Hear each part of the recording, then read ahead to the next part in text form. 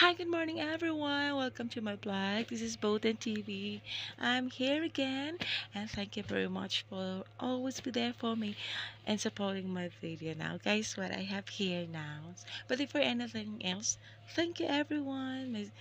My members all the time, my super chatters, and of course, my all viewers. Thank you so much, and please leave a comment and don't forget to smash the like button and turn subscribe to this or not subscribed yet. Alright? So don't forget to smile. That makes us beautiful inside and outside. At alam ko yon na yan ang napapaganda ng loob natin sa lahat ng panahon. At don't worry, life is like a wheel. Sometimes we're up, sometimes we're down, and everything happens for a reason. Alright? So, ano bang meron ako ngayon, guys? So, gusto ko ipakita sa inyo, ito ang isa sa mga paborito kong halaman na mahirap alagaan. Di ko lang alam kung bakit kasi nahihirapan ako nito.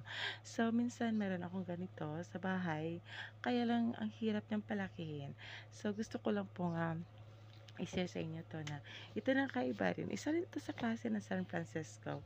At ito rin ay isa sa mga um, cabbage. Kaya lang, um, maraming kasing klase ng cabbage eh. May red cabbage at saka may green cabbage as well. Pero ito yung mixed color ng cabbage. So nakikita nyo, ang tikat-tikat ng kulay at saka may green, may red, at sa halo-halo. Ang gusto ko nito ay very colorful and very attractive na tanim na mayroon ako.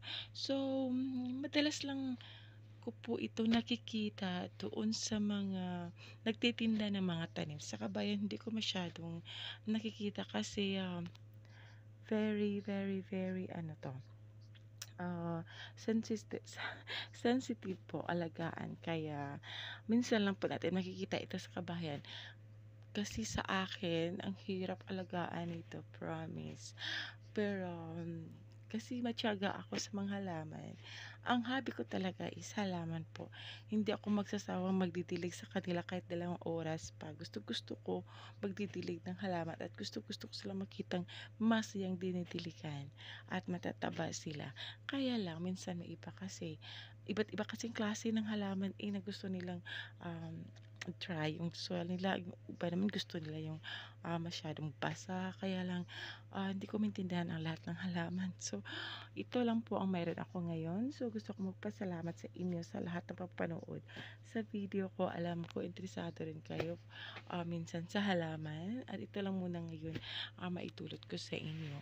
At, salamat sa inyo, sa lahat ng inyong suporta. Ma'am Storm, salamat Miss Angking, kay Ma'am Inang, at sa lahat ng lagi nandyan sa sa video ko nanonood sa premiere ko. Kahit wala ako, andyan pa rin kayo. Mahal ko kayo guys. I love you, I love you. At salamat sa mga suporta nyo. Kahit ganito lang video ko, na-appreciate nyo pa rin, nakikita ko pa rin na-appreciate nyo. At salamat po sa lahat sa suporta nyo. So, ito lang muna ang ma-share ko sa inyo. Party muna sa halaman. At masaya akong andyan kayo, nakikita ko kayo sa mga comment section. At ina-appreciate ko lahat ng suporta nyo guys. Kaya salamat, salamat po. So, balik tayo sa tanim. Ang dami kong daldala, no? At saka hindi masyadong malakas ang sakit ng lalamunan ko. Kaya, ito lang muna. Ito yung isa sa mga pinakamagandang bulaklak na mayroon ako sa garden ko, sa mini garden ko. Kaya lang, hindi ko sila mapaparami kagad. Kasi pag hindi stem, another stem, at saka hindi ko sila mapuputulan kasi mahirap. Minsan sensitive kasi ayaw nila yung naputol ka agad yung stem nila. Tapos, parang, parang, parang tao din. Pag nag-aalaga ka ng mga bulaklak ng mga tanim, para din silang tao na ilagan. Hindi lang sila nagsasalita, pero pag naintindihan mo sila kung anong gusto nila, kung sa dinibili ka na, o di gan o hindi ganito, ganyan. Okay? So, thank you for watching and I hope you're gonna see you in my next vlog. Thank